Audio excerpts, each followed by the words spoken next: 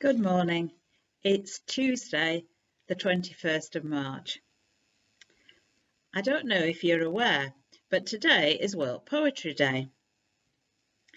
When was the last time you read a poem or listened to one? Is poetry something you particularly link with school days and found boring or difficult?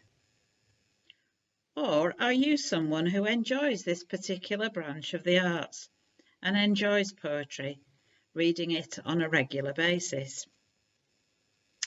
Whatever your standpoint, there's no doubt that poetry is something which has been practiced throughout history, in every culture and on every continent.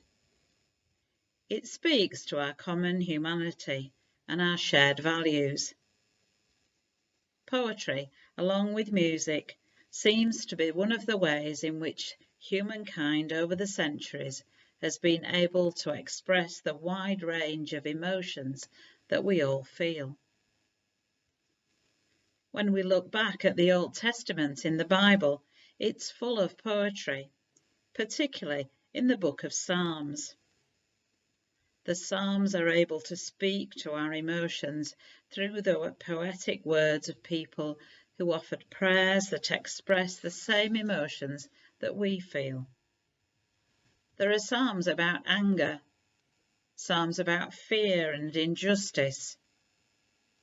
There are also psalms which celebrate the joy that we feel as we experience the wonder of God's creation. As I've mentioned before, one of the highlights of my year is attending the Greenbelt Christian Arts Festival. And each year there's always a slot where young poets are able to share their work.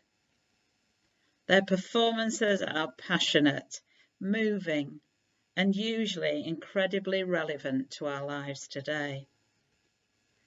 Their clever use of words, the rhythm and metre of their poetry gives added meaning to the language that they use and the ideas that they want to share.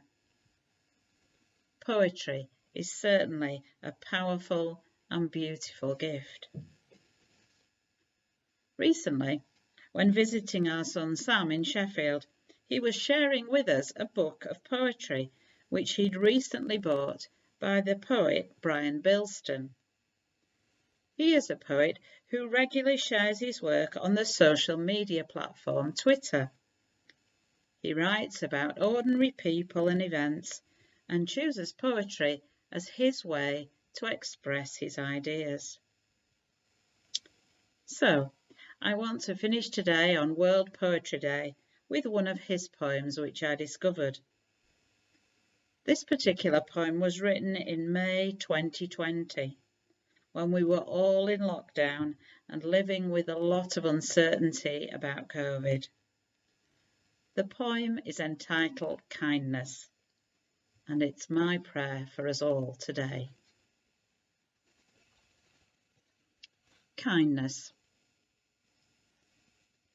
To recap what we now know, it did not begin in a laboratory in Wuhan, nor with a pangolin or bat, but it already lay dormant within us, like a seed, in need of certain conditions to grow.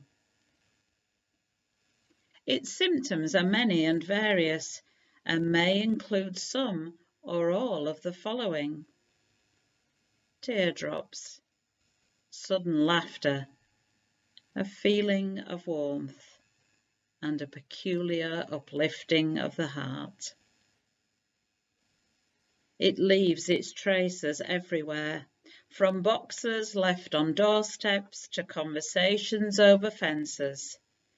It can be transmitted over vast distances through a phone call or from a smile across a street, or a certain softness of tone spoken beside a hospital bed. It affects young and old equally. There is no race or gender immune from it. It has the power to topple bad governments. if one person were just to pass it on to just 3 others, and they in turn were to pass it on to 3 more, in no time at all the world would be full of it. And where, might we ask ourselves, would we be then? Amen.